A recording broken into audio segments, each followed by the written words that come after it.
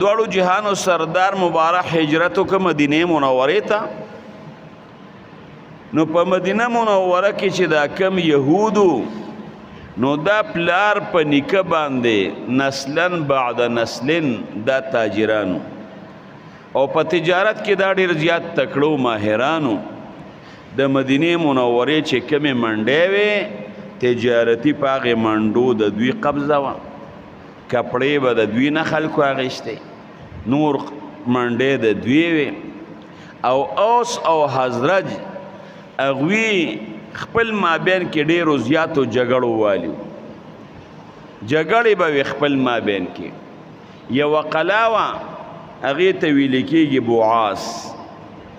نو په دغې قلعه باندې هم ډېرې جګړې شوې دي، جنگ به یې پې کو، مړي به کېدل چې دا به قبضه کوو.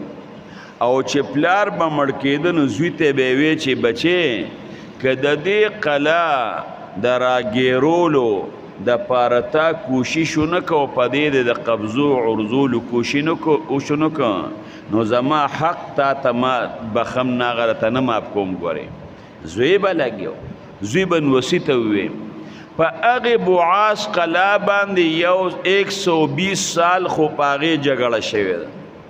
نو چې 120 سال پې جګړه وشه څومره مړي به پې کېږي؟